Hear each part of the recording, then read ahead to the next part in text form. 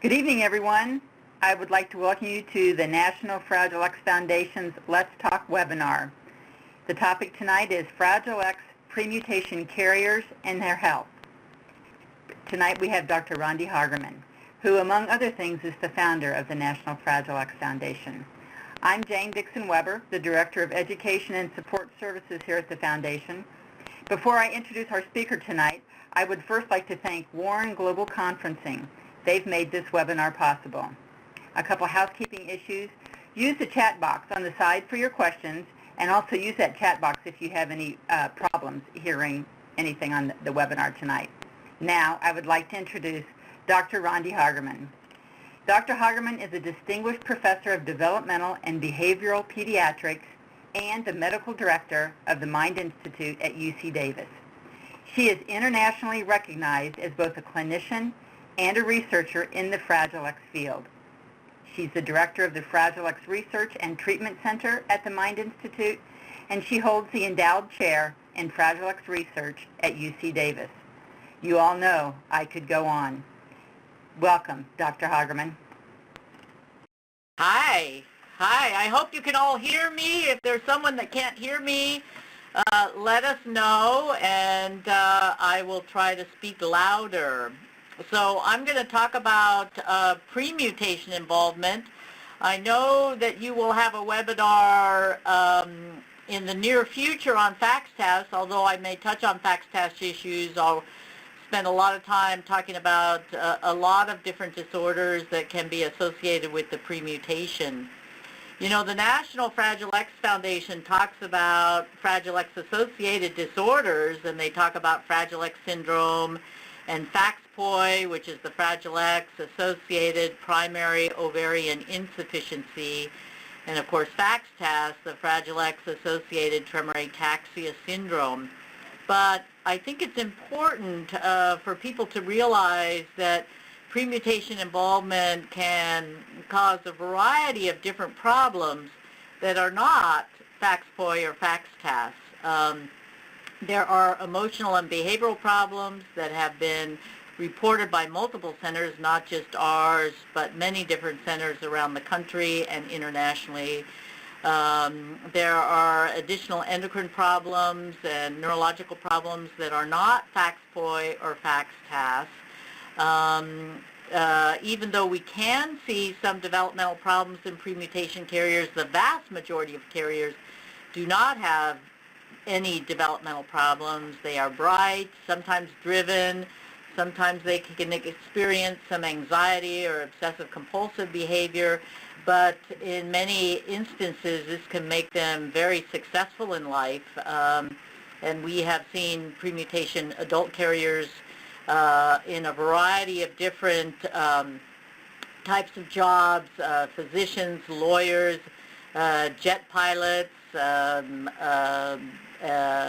clergy, rabbis, just a variety of different types of work, and many premutation carriers are very, very successful in their work. I used to think that just carriers who were very smart would come to the Mind Institute, but now we know that even those that don't come can be very, very smart. So there's really a vast range of functioning, but many individuals are very high achievers.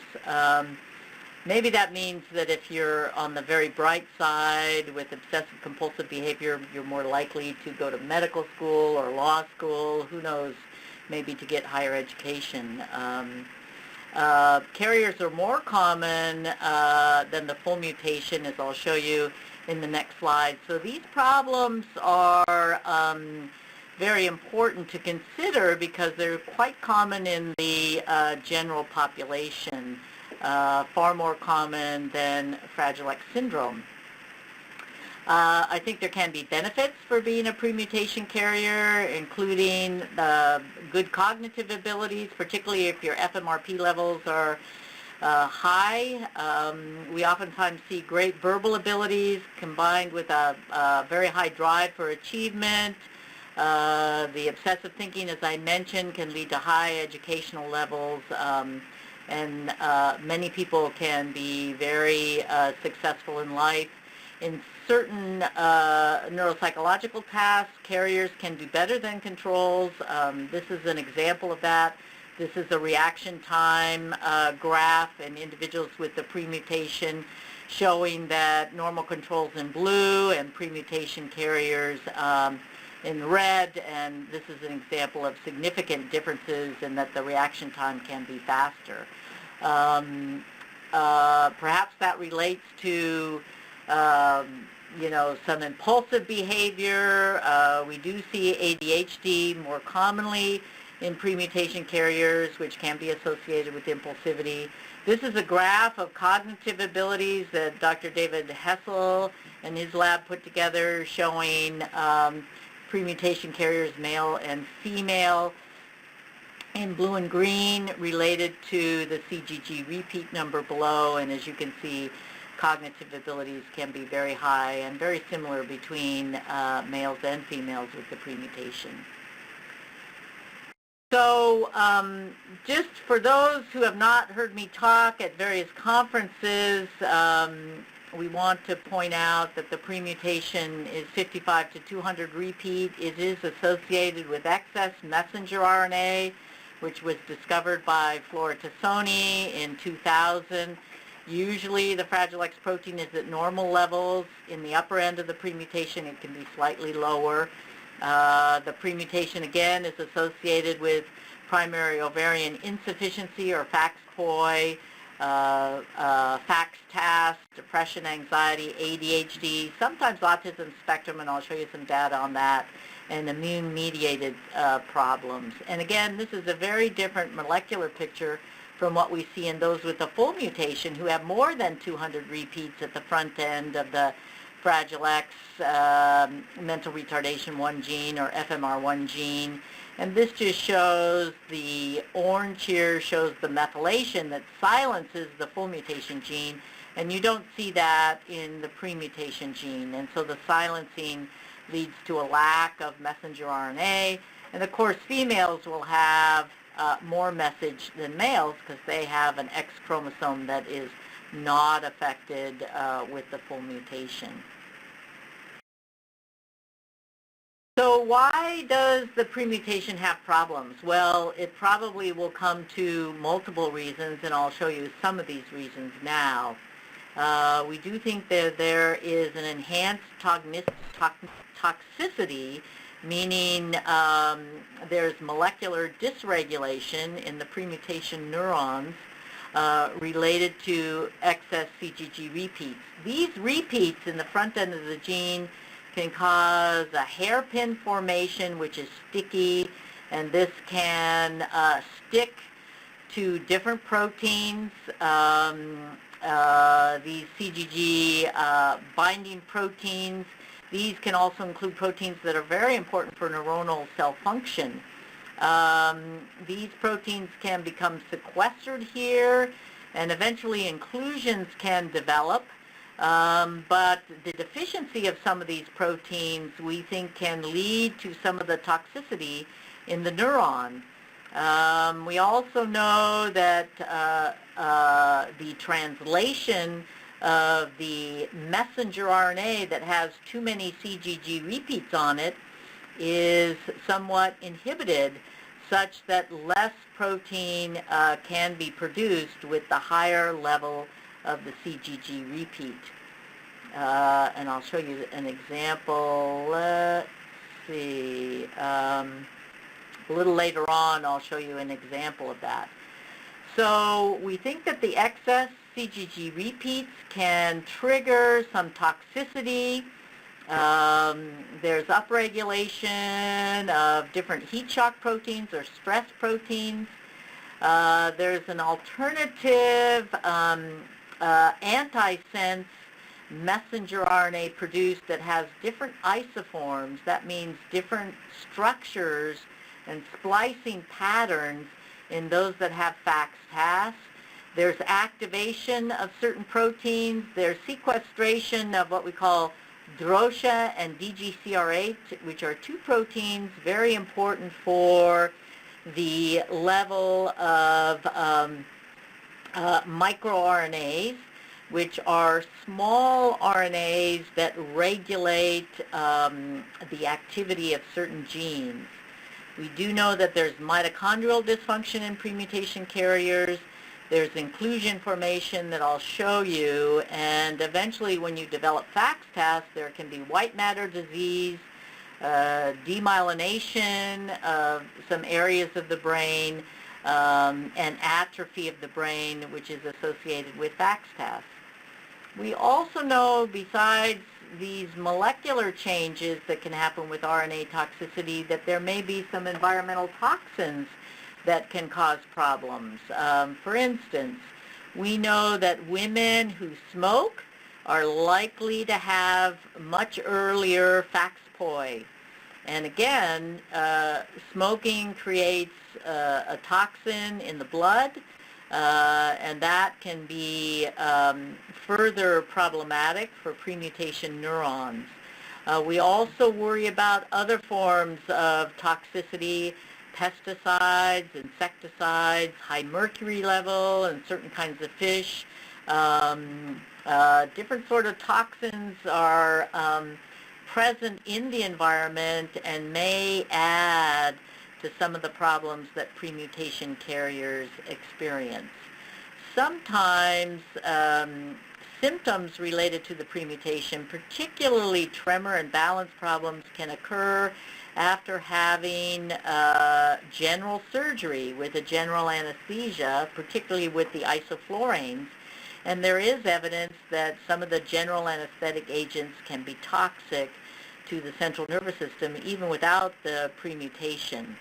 So when you do have the premutation, it can make your neuron a little more vulnerable to different types of environmental toxins. We will talk about each of these different types of clinical involvement. There's a subgroup of premutation carriers that can have some neurodevelopmental problems, psychiatric problems such as excessive anxiety, increase in stress related to changes in the environment, and depression are very common. About 40 to 50% of premutation carriers can have one or more psychiatric problems. The FACS-POI, that is stopping of your period before age 40, or early menopause, can occur in about 15 to 20% of premutation carriers. We also know that immune dysregulation such as hypothyroidism, fibromyalgia, lupus, and even multiple sclerosis is more common in premutation carriers.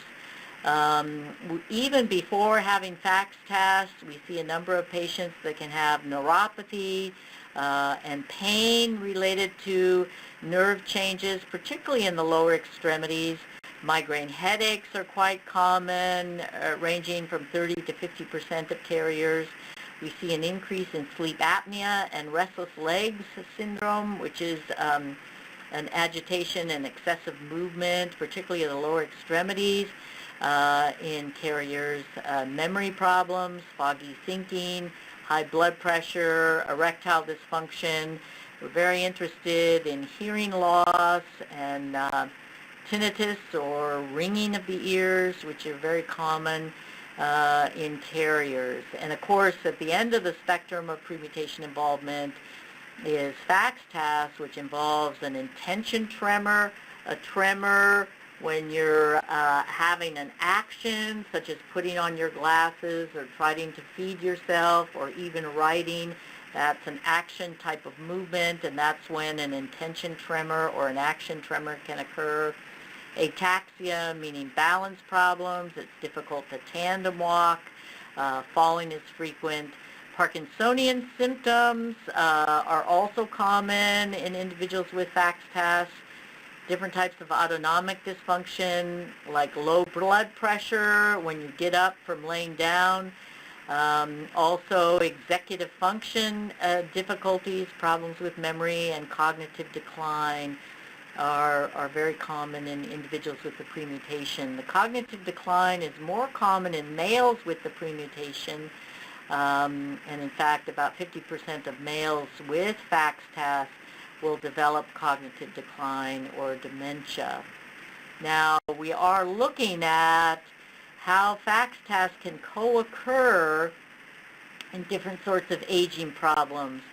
FACS-TAS can co-occur with Parkinson's disease, and FACS-TAS can co-occur with Alzheimer's disease. And many times when we look at the brains of individuals who have died from FACS-TAS, we can see neuropathological changes associated with Alzheimer's or Parkinson's disease. Lewy body dementia can also occur. So this is a topic of a lot of research, although funding has been difficult to get lately from NIH. I want to point out on this slide that premutation neurons can die more easily in culture. And so this is a study where neurons were grown in culture. This is a study published by Chen et al. From UC Davis with Isaac Pessa's lab and Paul Hagerman's lab, where premutation neurons were grown in culture, and by 21 days, more of the premutation neurons have died in culture compared to the control neurons. And this was also very significant the longer they stayed in culture.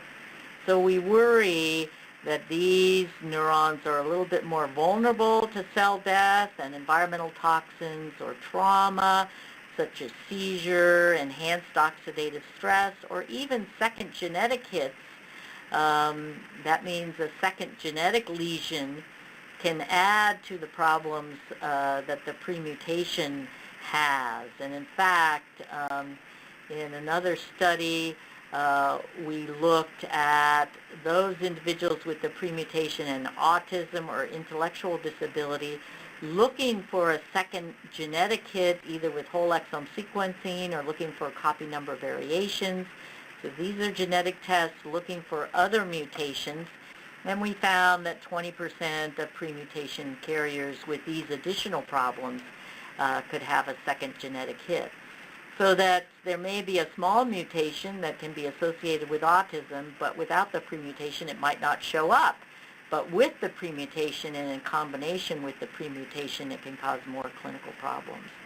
We also know that at the upper end of the premutation, particularly above 120 or 150 CGG repeats, that FMRP levels can be lower the higher you go in the premutation range. And the messenger RNA, or the copy of the DNA that's elevated in premutation carriers, also increases. And so the RNA toxicity and the lowering of the Fragile X protein can also lead to clinical problems. My husband, Paul Hagerman, is doing a lot of research related to chronic DNA damage repair responses that can occur in premutation carriers and how to block this. We don't know how to cure the premutation problems yet, although many of the problems that we'll be talking about do get better with treatment. In general, we recommend avoiding environmental toxicity like smoking, general anesthesia, different sorts of anesthetic inhalants, but also sniffing glue or taking opioids or drinking too much alcohol. All of this can be toxic to the brain. So we recommend staying away from toxins to keep your neurons healthy. So this is the slide that I was looking for. This is a slide that shows the CGG repeat down here. So between 45 and 55 is called the gray zone. And it's gray for a variety of reasons. We do know that sometimes problems can occur in the gray zone, like early ovarian failure is twice as common in the gray zone compared to the general population. We also see a lot of individuals with the gray zone and Parkinson's disease, and a lot of individuals with autism in the gray zone. So it's an area of a lot of research. But a gray zone grant that we had into NIH, we recently heard was not funded, so it may take a little bit longer to get some answers about the gray zone. This shows the level of messenger RNA, and in the gray zone it can go up to about 2 times normal levels of message, and then in the premutation range, as you get higher in the premutation range, the level of messenger RNA can increase. For those with the full mutation, once you're methylated, that shuts down the messenger RNA production in the full mutation range, so that is over 200.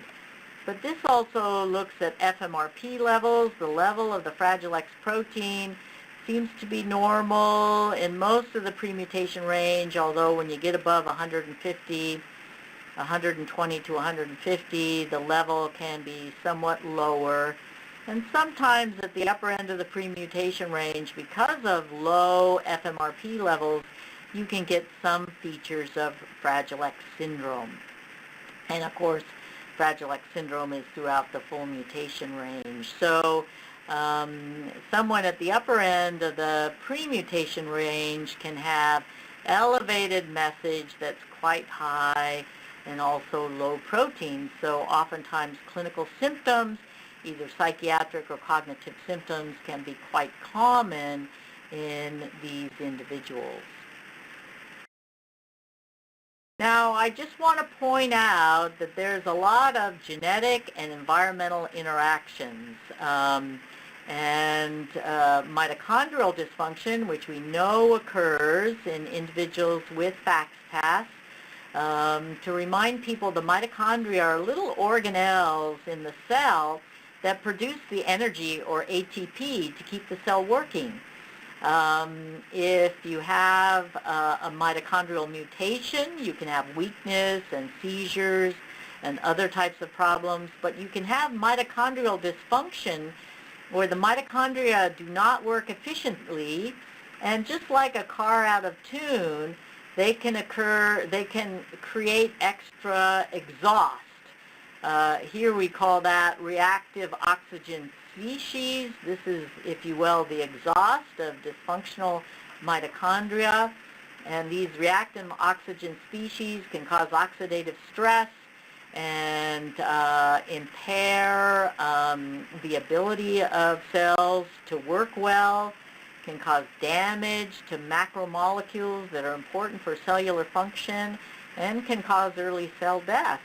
The telomeres, or the bottom ends of chromosomes, become shorter in cells that have significant oxidative stress, or in aging cells. And we do know that telomere shortening can occur in both premutation carriers and in individuals with Fragile X syndrome, because there is an enhanced amount of mitochondrial dysfunction and oxidative stress even in the full mutation.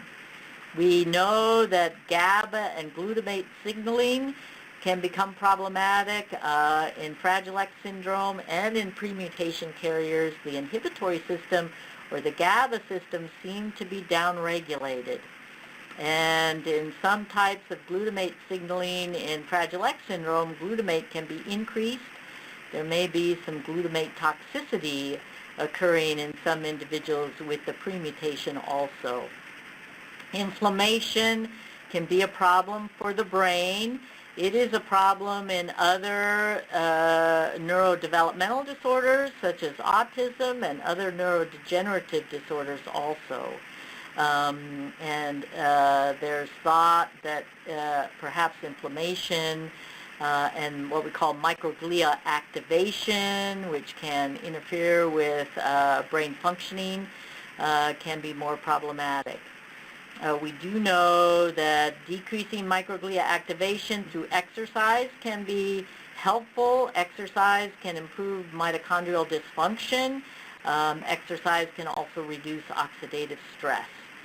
Exercise can also stimulate neurogenesis, or the making of new neurons. So a lot of this negative cycling here that can lead to neurodegeneration and brain damage can be reversed by exercise. And that's one of the reasons that we recommend exercise for all premutation carriers, and we think that this is also good for those with Fragile X syndrome. So diet and exercise, the use of antioxidants, we think can be helpful. the avoidance of toxins, we think can help to reverse some of these negative cycles that develop in premutation neurons. So FAXPOI can occur in 15 to 20% of premutation carriers. There's been a lot of work by Stephanie Sherman's team, by Marcia Seltzer or Marcia Matlick, and others, showing that there may be a CGG repeat range that is more vulnerable to FAXPOI. As you can see, this looks at the age of menopause and how this relates to the CGG repeat number. And there is a tendency for this U shape such that maybe those individuals with maybe 25 to 110 CGG repeats may be the most vulnerable to early ovarian failure. And then as the repeat size increases, we see less early ovarian failure. Of course, there's less individuals who have higher CGG repeat numbers because the lower numbers are more common in the general population.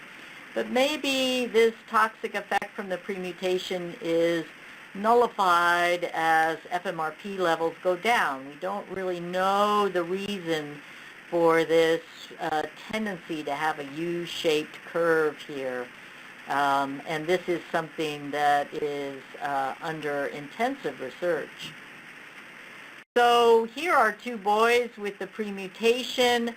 The one on my right presented with an autism spectrum disorder, and the boy on my left presented with autism and ADHD. Anxiety and ADHD, whereas autism and ADHD was the boy on the right side here. And so both boys were actually put on sertraline to help with their anxiety. The younger brother did very well. This brother developed seizures, and he actually did not do well over time. And we think that seizures can worsen the severity of autism spectrum, particularly in premutation boys. What we know is that if individuals with the premutation, particularly boys, present to a clinic because of clinical problems, they're much more likely to have ADHD and autism spectrum disorders. Now, the Mind Institute, this data was gathered from the Mind Institute, where we do a lot of research with ASD. And as you can see, that premutation boys who presented as the proband with clinical problems, 73% had ASD or autism spectrum disorder, whereas 93% had ADHD.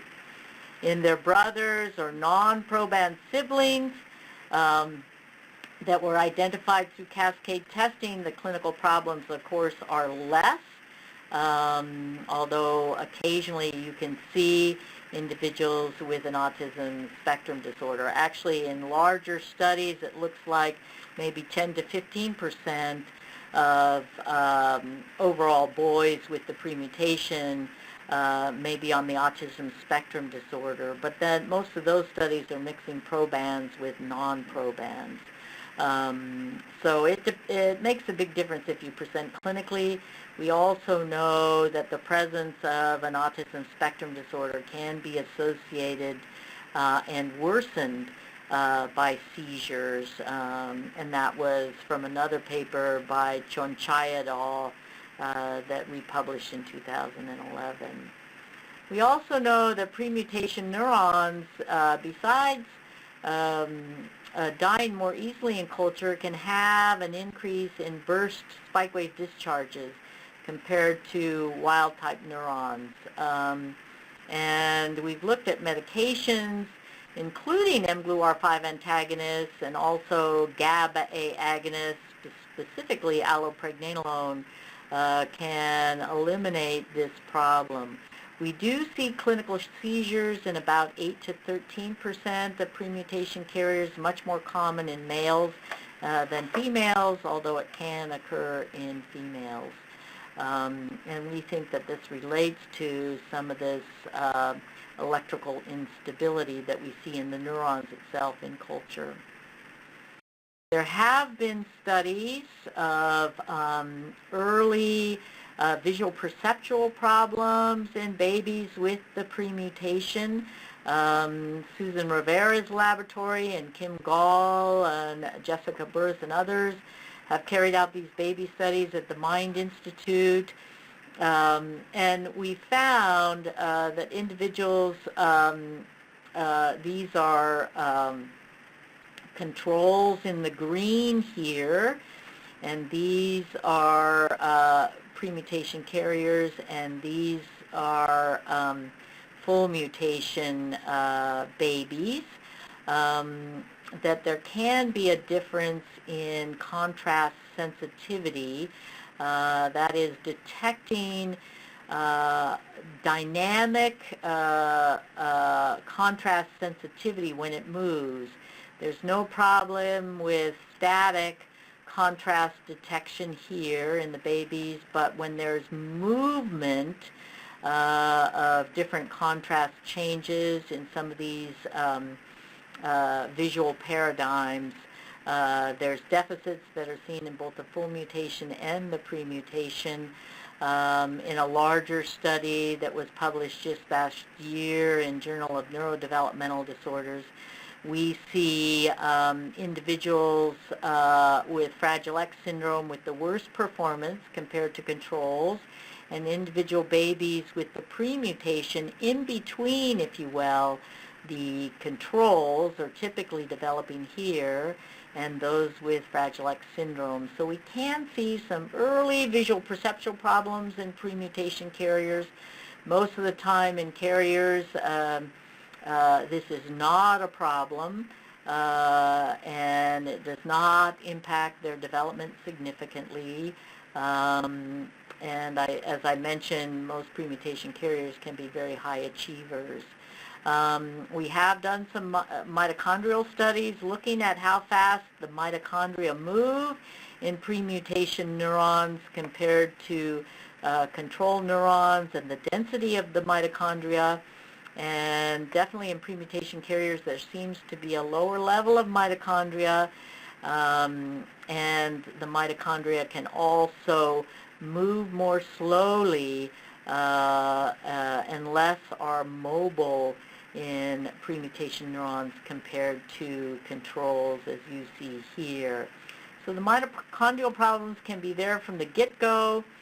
We're doing a lot of research now trying to associate how mitochondrial dysfunction can be related to some of the emotional problems that have been reported in premutation carriers, both men and women. We know that individuals with the premutation, and mainly women, have been studied looking at major depressive disorder by Joanne Roberts. Panic disorder is less. Social phobia is actually quite common. If an individual develops FACS-TAS, a mood disorder is much more common, and anxiety can be more of a problem in about 50% of those with FACS-TAS compared to 40% or so in those without FACS-TAS. So of course, if you get neurological problems, it's more likely to cause anxiety and depressive symptoms, because I think mainly individuals are quite worried about some of their neurological problems. We think that these psychiatric symptoms are associated with mitochondrial dysfunction, and we are carrying out those studies now.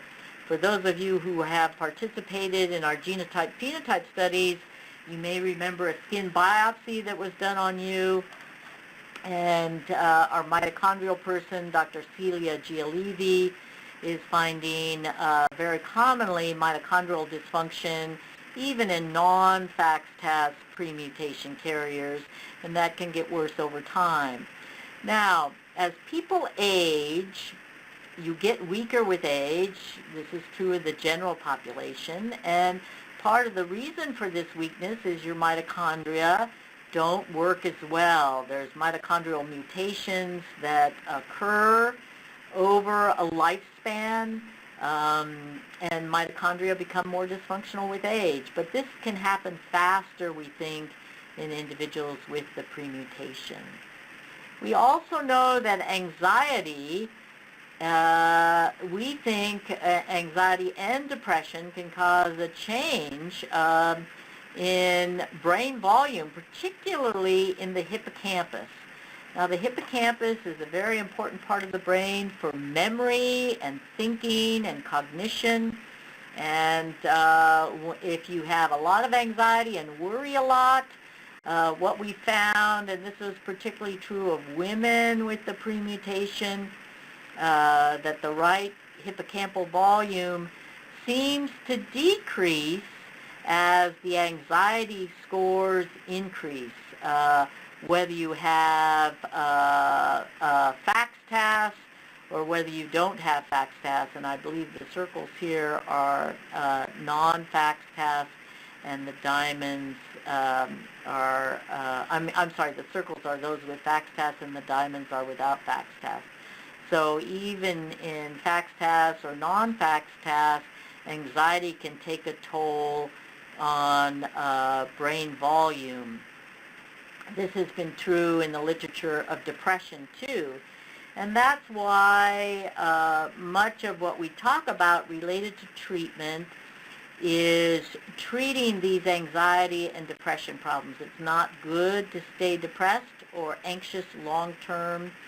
It has these effects on the brain which are negative effects on brain function. And when we treat with like antidepressants or anti-anxiety medications, particularly those that boost serotonin function, this can stimulate neurogenesis or the making of new neurons and can help with brain function. As your anxiety is improved, oftentimes your attention and focus and even memory can get better. So this is a study that we published, the Coffey et al. Paper in 2008, where we first looked at women with FACS-TAS compared to age-matched control women without FACS-TAS, and then women without FACS-TAS compared to their age-matched controls. And what we found is that FACS-POI is pretty similar, higher in both non-FACS-TAS and FACS-TAS women, but certainly not higher in those with FACS-TAS. We found that about 50% of women with FACS-TAS had thyroid problems, and this was usually hypothyroidism, and much more significant than seen in controls.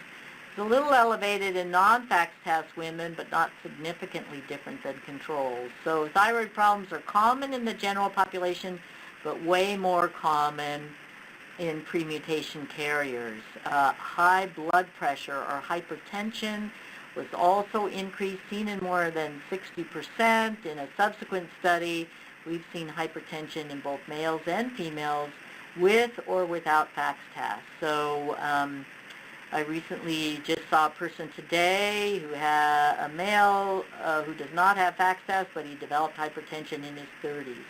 Now, if you don't treat high blood pressure, it can cause damage to the brain, and it can also be associated with white matter disease. So we like to treat high blood pressure, and we like premutation carriers to get this checked regularly by their physicians. I have high blood pressure myself, and it wasn't until I diagnosed it in a premutation carrier that I was thinking to myself, gosh, I have headaches and problems. I better check my own blood pressure, and it was actually sky high at the time I diagnosed it many years ago in a premutation carrier. So high blood pressure is common in the general population also, and if you are experiencing headaches or head pain, or even more tension or stress, this is an important thing to get checked. Muscle pain is a very common problem in premutation carriers, more common than the general population. Sometimes this gets diagnosed with as fibromyalgia. That means pain to the touch, and muscle pain in those with FACS-TAS is also very much higher. But Here in this study, more than 40% of women with FACS-TAS had fibromyalgia. Problems with balance, of course, that's part of FACS-TAS. But neuropathy symptoms, including pain or numbness and tingling of the lower extremities, particularly at night, is very common even in carriers without FACS-TAS. Now, FACS-TAS was initially described by us, and we made the definition of FACS-TAS many years ago. We reported the first cases in 2001. They all involved tremor and ataxia. Some had cognitive decline in these first 5 cases. We first reported in males, and then we reported it in females in 2004. You know, it was a consensus diagnosis that we put together in 2004, where you had to have white matter disease along with tremor and ataxia. And this has come to mean that individuals can be at high risk for cognitive decline also. But what's really clear now is that a variety of other medical problems can occur in premutation carriers. We've talked about some. We've talked about fibromyalgia. We've talked about high blood pressure, muscle pain, and these are a list of some of the papers and other problems that we have found in premutation carriers. Many of these papers also compare this to controls. For instance, erectile dysfunction can be part of the autonomic problems. That means your unconscious nervous system may not work as well in premutation carriers. So sometimes you can get lightheaded or dizziness. This is called orthostatic hypotension. You can get high blood pressure. You can get urinary urgency. Later on, you can get incontinence. We haven't talked much about cardiac arrhythmias or even bradycardia or slowing of the heart rate. We became aware of this because so many older premutation carriers needed a pacemaker. And that means when you have a pacemaker in place, you can't get an MRI. And of course, we always want to do an MRI if we're evaluating someone for possible FACS-TAS, because the diagnostic criteria of FACS-TAS requires looking for brain atrophy and white matter disease. But if you've had cardiac arrhythmias, particularly slowing of the heart rate, oftentimes the doctor would order one of these pacemakers, and that made it impossible to get an MRI. So we know that cardiac arrhythmias are common in older premutation carriers. They haven't been studied compared to controls, and we hope to get the cardiologists more interested in this in the future.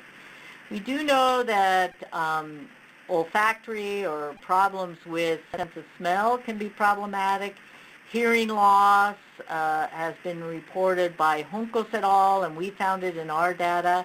And neuropathy, pain and numbness and tingling, and sometimes loss of reflexes in the lower extremities are very common. We also know that insomnia or sleep problems is actually, in this study by Chonchaya, it was the most common problem of daughters of men who had FACS-TAS, but it's common, I think, among the majority of premutation carriers. Those with FACS-TAS are much more likely to have sleep apnea than controls, but sleep apnea is common in the general population too. As individuals have more difficulties with FACS-TAS and more mitochondrial dysfunction, their energy kind of wanes during the day, and they oftentimes can sleep more during the day. The tremor and ataxia, of course, is part of the diagnostic criteria, but muscle weakness is very common, and Parkinsonian symptoms, either true Parkinson's disease or just Parkinsonian symptoms associated with FACS-TAS, are seen in about 30 to 40%. As I mentioned before, depression, anxiety is common even in premutation carriers who don't have FACS-TAS. But when you get FACS-TAS, we often see some personality changes and more significant irritability. This is usually associated with white matter disease in the insula. It's a certain area of the brain that is important for emotional responses. And irritability is quite common, particularly in men with the premutation. Many of the wives tell us, my husband is a different person, he's irritable all the time. Fibromyalgia and chronic pain, either from back or from the legs at night. This chronic pain problem is very common in premutation carriers, and one of the difficulties is that if individuals go to a pain clinic, they can often be put on opioids to treat chronic pain, either a fibromyalgia or neuropathic pain, and we think opioids can exacerbate white matter disease, particularly if you become addicted to opioids. So if at all possible, we like individuals to utilize other pain treatment besides opioids. Again, hypothyroidism is common, but other sorts of immune problems, like 2 to 3% of individuals, of women with the premutation can develop multiple sclerosis, and we've reported on several cases. We can sometimes see lupus. We sometimes see Sjogren's syndrome, dry eyes, dry mouth, Raynaud's disease, and we've written about this in American Journal of Medical Genetics.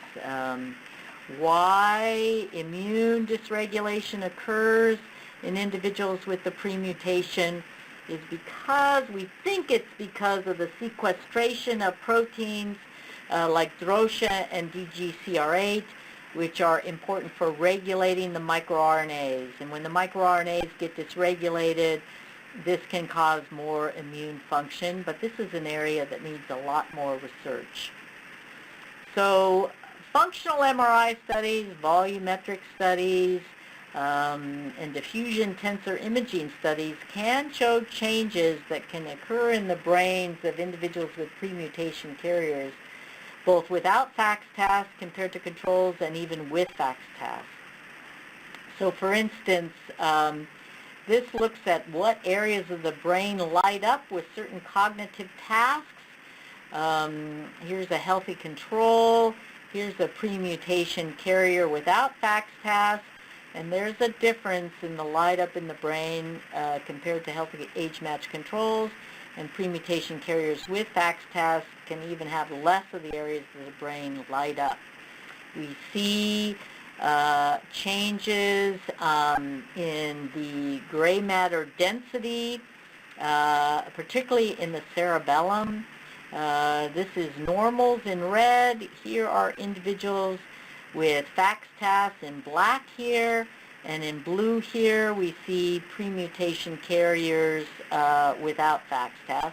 And of course there's a lot of variability, but in group comparisons, the vermis, which is the back part of the cerebellum, the middle back part, can be different even in premutation carriers without FACS-TAS compared to age-matched controls.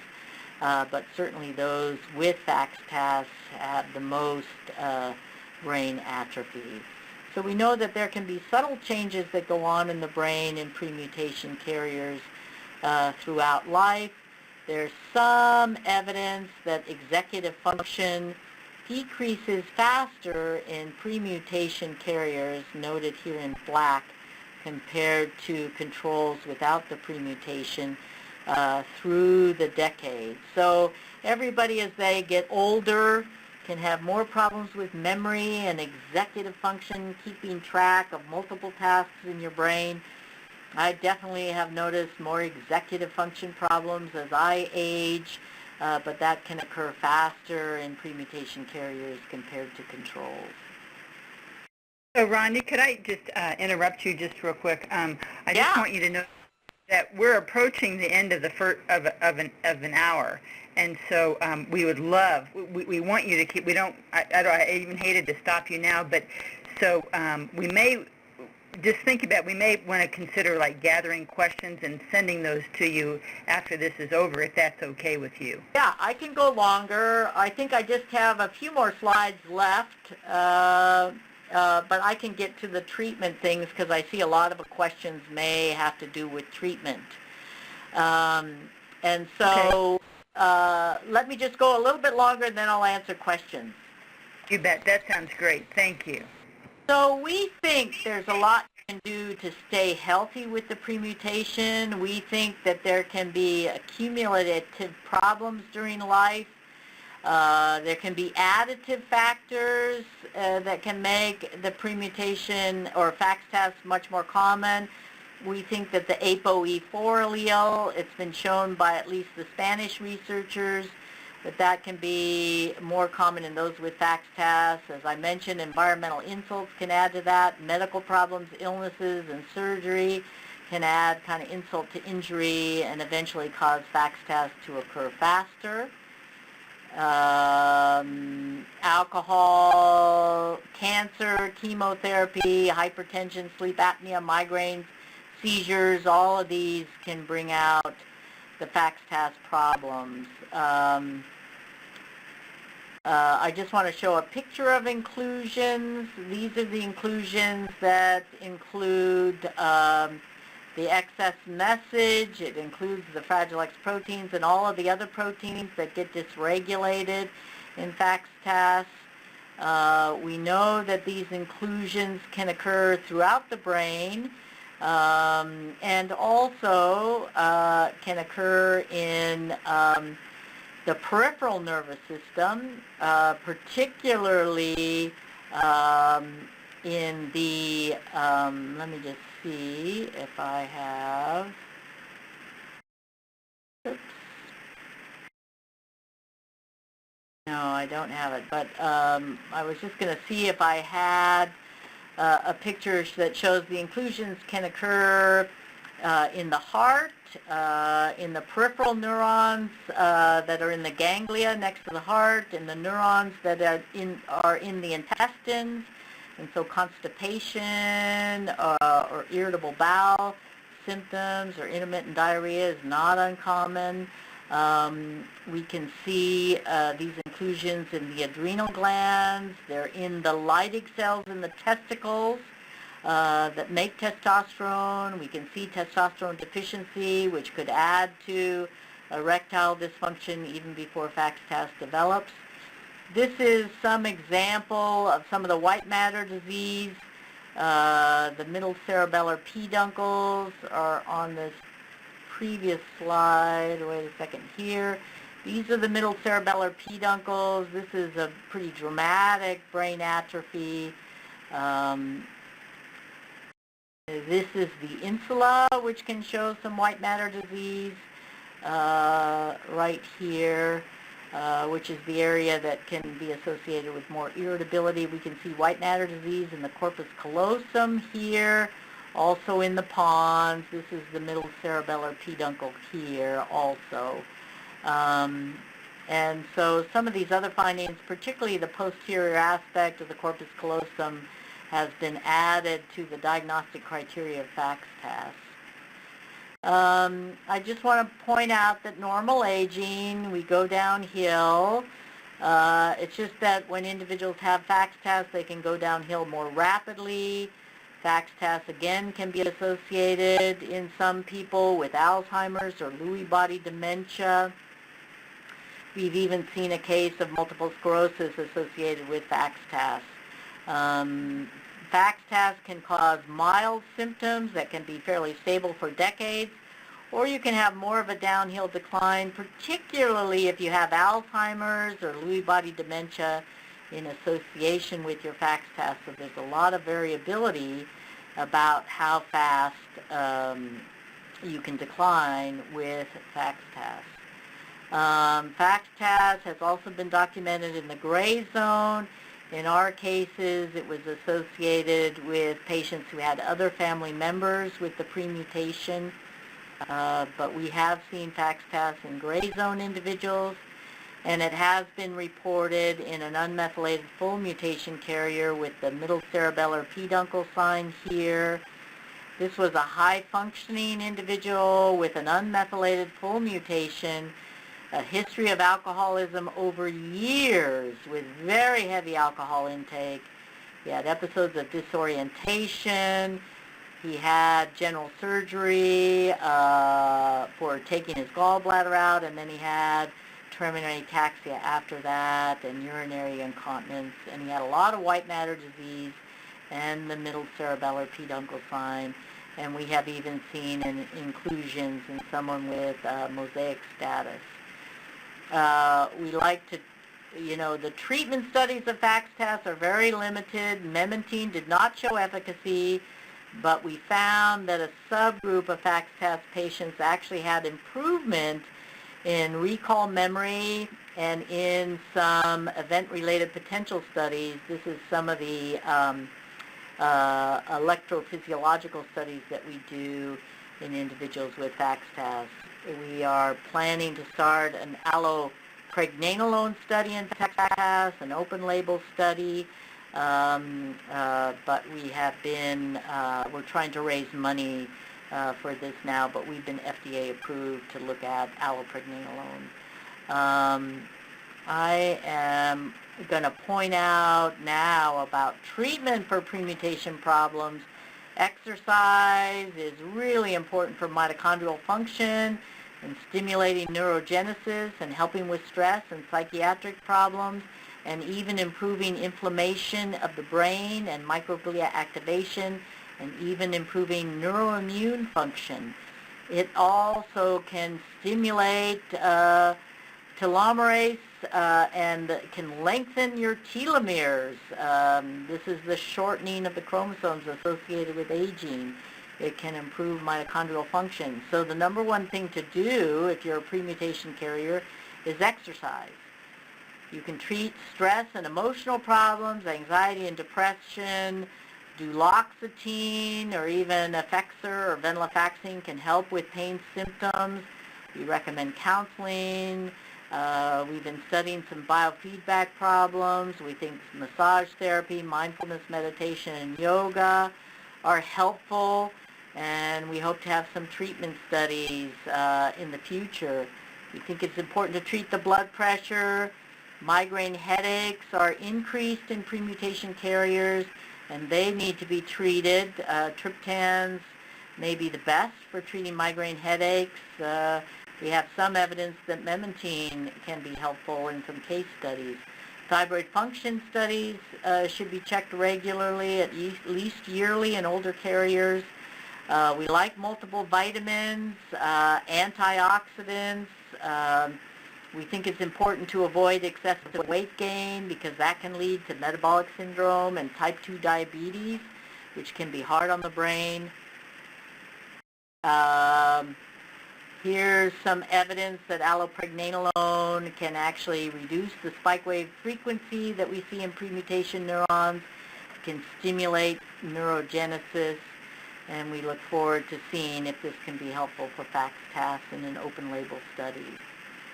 So we think in premutation carriers, there can be lifelong issues. Most of the problems can be subclinical. Mitochondrial dysfunction and oxidative stress, we think, are key biochemical features, and we think that that can be reversed by diet and exercise, antioxidants, etc. We think genetic and environmental factors and lifestyle factors are very important for CNS involvement, and it's important for carriers to know that the brain is dynamic. If you start having any of these symptoms, you can really make a lot of changes in your life and stimulate neurogenesis and stimulate improvement in brain function. I think that, oh yeah, this just talks about some of the other things we can do. The Pelusa et al. Paper, 2004, in Brain Disorders and Therapy, I think it's on the National Fragile X Foundation website, but Jane, I think you have this paper, is that correct? I do, and it is on there. It's part of your article. Yes. Yeah, so this talks about all of these things that you can do to keep yourself healthy, and I think it's important to read that. I think this is true for staying healthy and aging in general. I want to thank all of the families who have participated in our research, and you all know who you are, and we very much appreciate your donations of your time and energy and financial support for our research, particularly in this very difficult time of not very much funding from NIH. So I'm open for questions, and what should I do? You want to verbalize the questions, or do you want me to just read them? Do you want me to summarize them? You know, what would you like? What works the best for you? I'm happy if you want to go through and you can summarize as you see kind of, let's see, how about, there was one that goes, so here's one that came in, says, are there any specific tests that carriers can go to determine how much RNA that they're producing? We do that testing for research in Flora Tassoni's lab. So she can, Flora Tassoni, we tried to get her lab to be clinically validated, but this is not a clinical assessment. It is a research assessment. So we do it for the families that participate in our research. There may be other centers that can give you this value that's research related. But know that if you're in the low end of the premutation, it's probably 1 to 2 times normal. If you're in the high end of the premutation, it's probably 6 to 7, maybe even up to 8 times normal, closer to 200 repeats, and then it spreads out in between. And there are some papers that kind of show that correlation. Some of the clinical features that we see in premutation carriers can correlate with CGG repeat. Sometimes clinical features can correlate also with FMRP levels. And FMRP levels have been hard to obtain too because this protein has very variable levels, and it's quite variable even in the general population. We know that FMRP levels or a lowering of FMRP levels can be associated with other disorders that don't have a Fragile X mutation. For instance, in individuals with schizophrenia, the age of onset of schizophrenia and the IQ level will correlate with FMRP levels from peripheral blood samples. So this is a very interesting area of new research. We've tried to get funding to try to bring this forward, and that has been a difficulty, and we hope to get more funding in the future. But several labs, not only my husband's lab, but Ted Brown's lab has developed a research FMRP measurement. The immunocytochemical measure of FMRP is not really very accurate, but an ELISA method that my husband developed is better, but it's not the best, and there are new methodologies that may be even better. So this is quite variable, even in the general population and even in, and of course in premutation carriers. On the website, there's a nice review of premutation involvement that my husband and I wrote in Lancet Neurology, and Wheeler's paper from 2014 is also quite good and had lots of input from many people, and that's in Journal of Neurodevelopmental Disorders, and there will be more reviews coming out. There was a new one that we published in 2015 in Proceedings from the New York Academy of Sciences, and I can make sure that Jane has that too. So there's a lot of very good reviews about premutation involvement. And there's a lot of physicians out there that don't know about FACS-TAS and don't know about premutation involvement and don't know about sometimes that developmental problems can be associated with the premutation. So you have to educate your physicians by handing them one of these papers from, the Fragile X Foundation website. And what I do for everyone is to get these papers. Yeah, I will make sure I think I have several of them associated with the plenary that we published a couple of weeks ago. But what I'll do is I'll ask David in our office to resend that out, and all of the, or send out the link to it on our website, because all those articles are all referenced, and there's links to all those articles on our website. So we could start there. Okay. So I'm just looking at one question from Kendra Owens. Is there any testing available in Atlanta for premutation carriers? Definitely. That's where Stephanie Sherman is and Steve Warren. And they do Fragile X DNA testing at Emory, and they do great premutation studies. So you got to link up. If you're in Atlanta, you got to link up with Stephanie Sherman.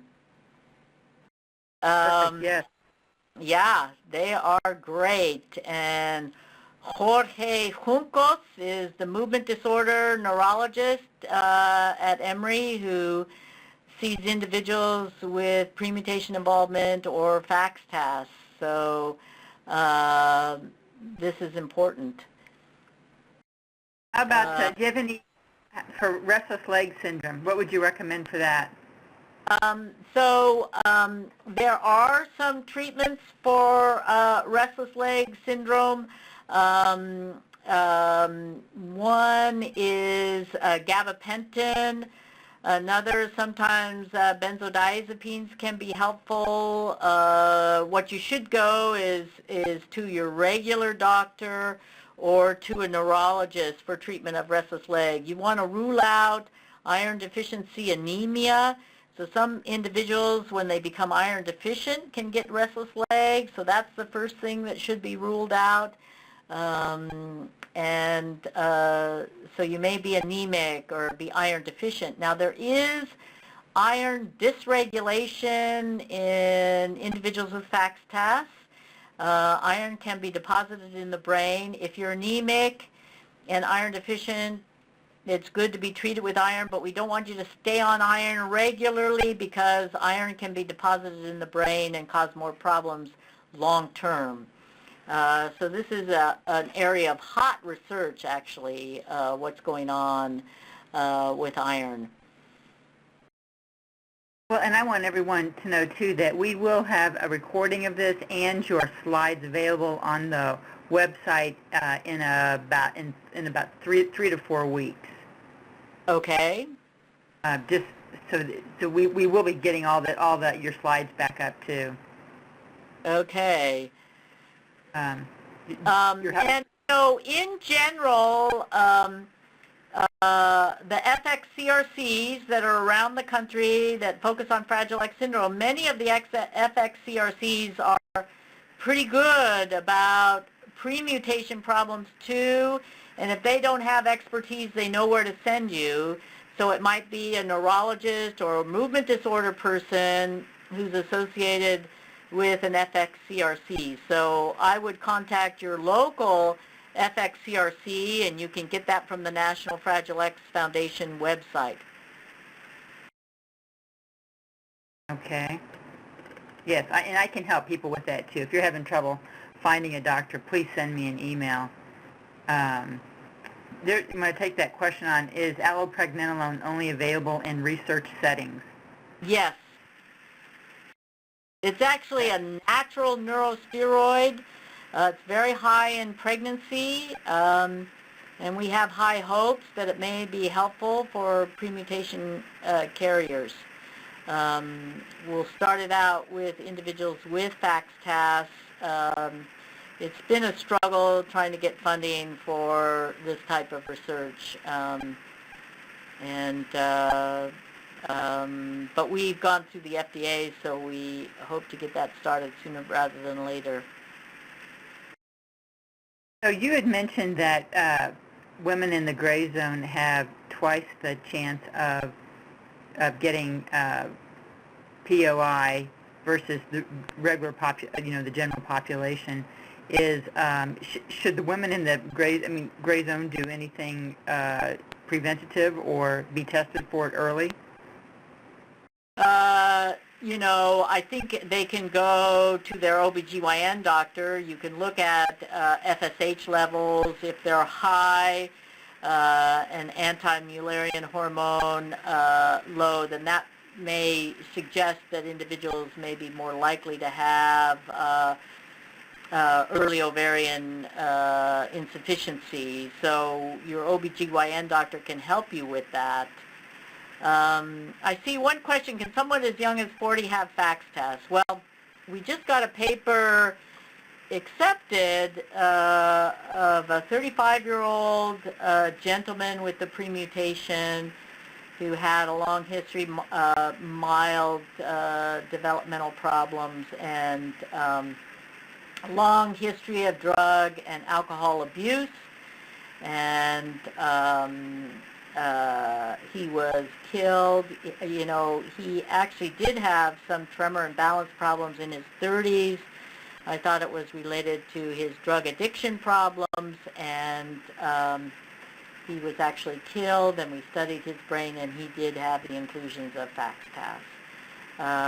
So that's the youngest case that I know of, and I think for many problems, many patients that have really severe substance abuse, and his case was very severe, in and out of rehab programs, that just exacerbated and I think promulgated the onset of FACS-TAS early for him. So I think it's really important to stay away from drugs. I mean, the difficulty is, we see this much more in males than females, but alcohol use can be increased in premutation carriers, and I think it may be related to treatment of symptoms. For instance, if you have ADHD, alcohol abuse is much more common in ADHD. About a third of individuals with ADHD have problems with alcohol use, and I think it's a self-medication problem for alcohol, but alcohol is also used to self-medicate anxiety. And so many carriers who are experiencing anxiety or depression or ADHD can get into negative cycles with substance abuse. And also this chronic pain problem, as the insula gets involved, there may be a central pain syndrome, which can involve back pain, fibromyalgia, neuropathic pain, and then people get addicted to opioids, and this can be a negative cycle also. And I think that this can progress FACS-TAS, at least we've seen it in some cases. So I think the wise thing to do is to stay away from alcohol and drugs of abuse if you have the premutation.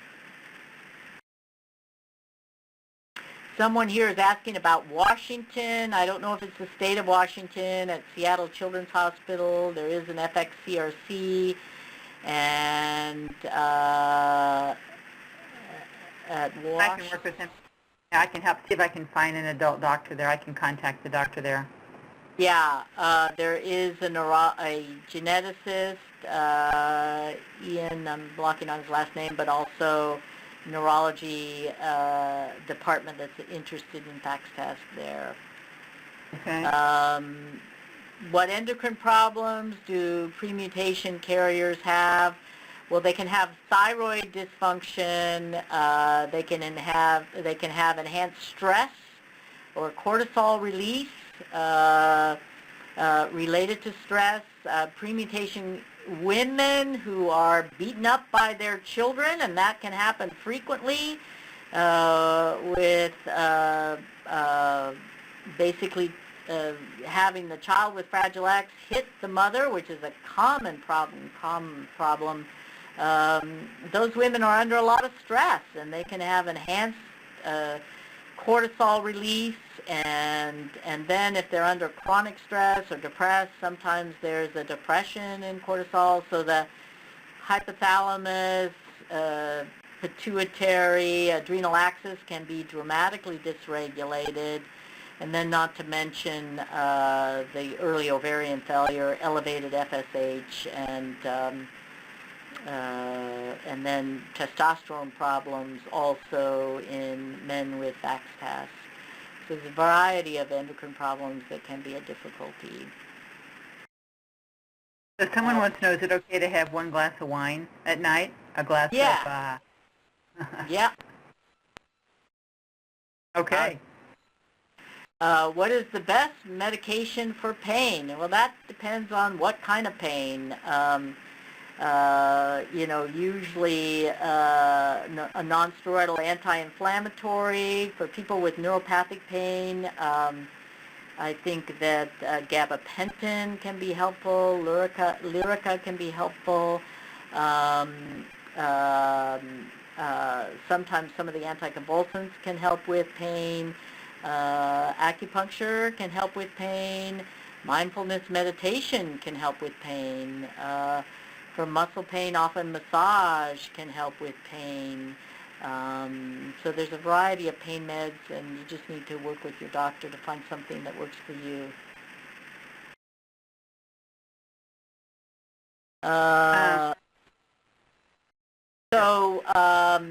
So yes, the FAXTAS can occur earlier with increased CGG repeat number.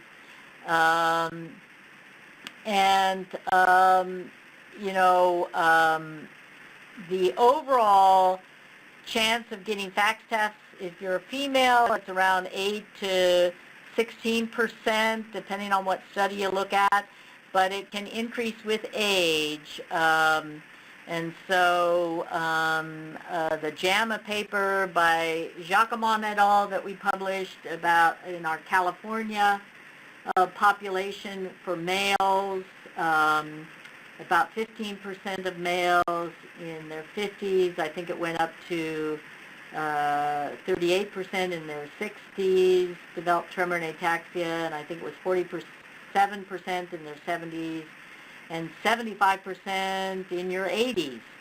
So it definitely can increase in age. For many, it can be mild. For the ones that have more rapid decline, it usually means that there's a secondary condition going on. And I've had a person who had rapid decline over 5 to 7 years, and he had very severe Alzheimer's in addition to FAXTAS. So an ApoE4 allele can be predisposed to more significant cognitive decline or perhaps even FAXTAS. Again, multiple surgeries, people who are older with multiple surgeries, we really worry about that because of the toxicity associated with general anesthesia. Sometimes you just need to have general anesthesia, and many individuals have done well with general anesthesia, but if you can possibly avoid it and do it under a local or maybe a midazolam or a benzodiazepine, with IV, that would be great. So you can talk to your, definitely talk to your anesthesiologist.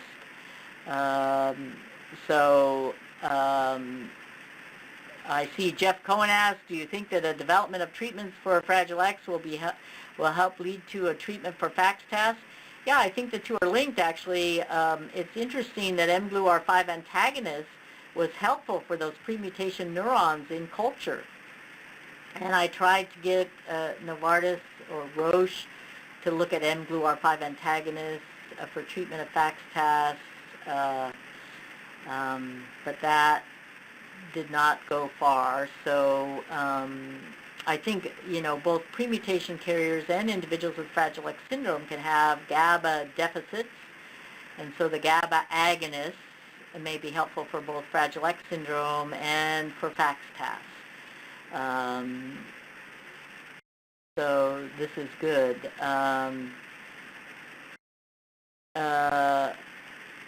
Let's see.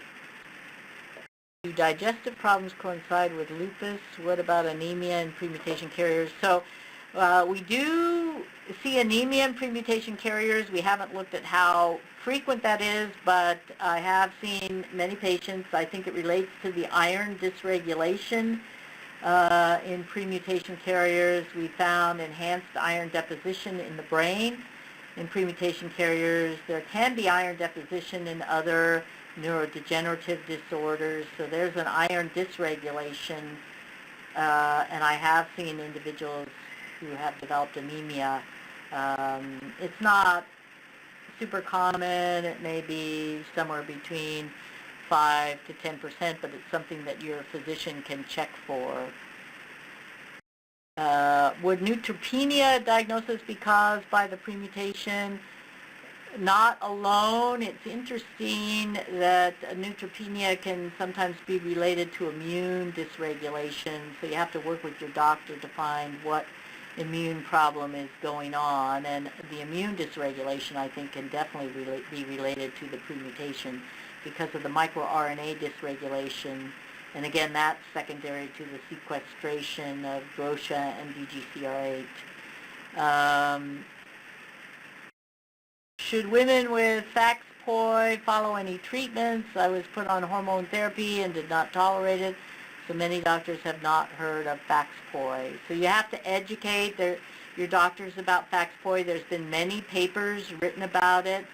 I think that early menopause sometimes can have some psychiatric aspects to it, and of course hormonal aspects. For many, hormonal supplementation can be very helpful. Depending on the age, there's some natural hormones and flavonoids that may be helpful, and the psychiatric problems certainly can benefit from, psychiatric intervention, counseling, some of the medications we've talked about. So I think that this is important to look into. I do think that the general things that we talked about regarding exercise, decreasing stress, etc., should be, addressed and should be carried out. Do you think it would be, so I got to answer Jeff Cohen's questions here. Do you think it would be helpful to label the premutation effect a new syndrome that's different from the other identified syndromes? That would mean a significant increase in prevalence that could lead to increased funding. Well, I have advocated for Fragile X premutation disorders or premutation-associated disorders, but all of the consensus meetings did not agree with that, so I advocate for it. We could say psychiatric or premutation-associated psychiatric problems. That could cover anxiety, depression. These problems are more common than FAXPOI, so I'm not sure why FAXPOI should have its own label and not the psychiatric problems have its own label. So I do think that naming something brings out recognition of the problems. Like premutation-associated neuropathy before it's FAXPAS, premutation-associated fibromyalgia or central pain syndrome. But a lot of people do not agree with me. But I think naming it, well, first off, I think the foundation should take a big step forward and say there's many other problems under the umbrella of Fragile X-associated disorders. I hate that statement that it includes 3 things: Fragile X syndrome, FAXPOI, and FAXTAS, because it includes a hell of a lot more than 3 things. And I've started out many articles saying that statement is not true. It includes those 3 things, but it includes a hell of a lot more. All right, I'll work with Jeff to work on that. Are there any studies? Look at that one. Are there any premutation studies coming up at the mind?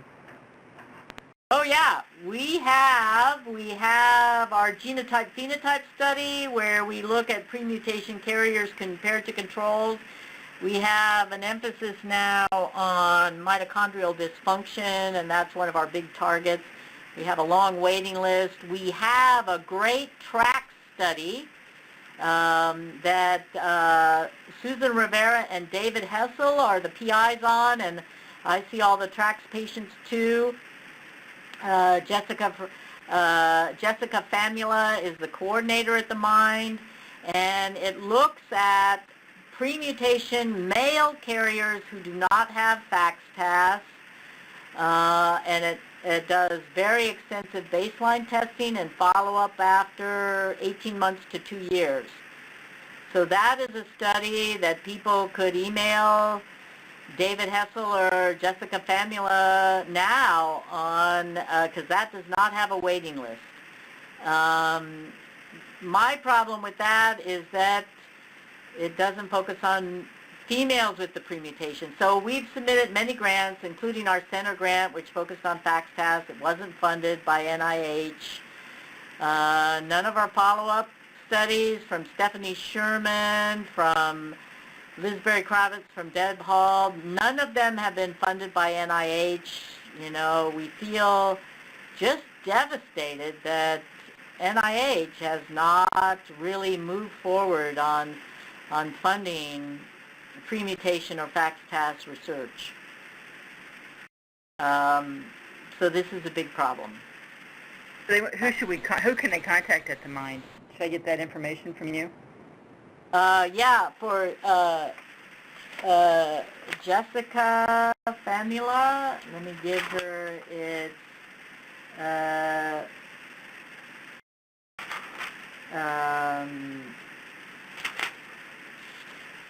maybe what I'll do is I can have you email me the studies and who the contact is, and then we can send that out. Yeah, so Jessica Famula is jfamula@ucdavis.edu. And it is a great study. And so that's one that has been funded by NIH a couple of years ago, but none of our new grants have been funded. So it's withering. I spend my life writing grants. So even Jim Grigsby and, you know, most of the people in the FACS-TAS field have written a lot of grants, but they haven't been funded. All right, Randi, how about if we take that one last question there? What can we do? Anything we can do to help get funding for a study for women carriers? Yeah, I would say in the advocacy at NIH, Tina Irv is kind of in charge of Fragile X funding at NIH. You know, there's a huge need, and it just hasn't been funded. So I would advocate with Jeff Cohen and others at the legislature. You know, I think that the National Fragile X Foundation can do what they can to focus on premutation involvement, particularly women. You know, I think that the phenotype in women with FACS-TAS is different than men, in the sense that they can have more autoimmune problems, you know, more difficulties with fibromyalgia. We rarely see the autoimmune problems in the males. I mean, on rare occasion, you know, the FACS-POI is a real difficulty, and it hasn't been easy for, you know, other research centers to get funding for FACS-POI either. So you know, it's difficult. Okay. Well, Randi, how about if I'll have people send me any additional questions that they have, and then I can send them on to you, and we can get some additional questions answered. Is there anything that you would like to end with before I sign off? I think that I just want to thank the families for their advocacy, for their support, for their willingness to come in for research. And, there will be more and more research on this. I'm going to write more treatment studies because I got a lot of good ideas about medications that could be helpful. So we need to just work together to get this done. Randi, thank you. That doesn't even begin to... Thank you so much for sharing your expertise with us. It's just invaluable. What an honor it is for all of us to have you spend your time with us. Anytime. Thank you. Anytime. I'll do anything to help the National Fragile X Foundation. Well, thank you. Thank you. We appreciate that. Okay. Thank you. As we sign off, as Dr. Hagerman mentioned, in the next Let's Talk webinar series, we will have Deborah Hall discussing FaxPass. Watch for email announcements about it. It will be the last week of July. So I'd like to again thank Warren Global Conferencing for their webinar tonight, and good night, everyone. It's been a real pleasure talking with you, talking with Dr. Hagerman. Send me an email. I look forward to hearing from you. Okay. Thank you, Jane. Good night. Thank you. You guys take care. Good night.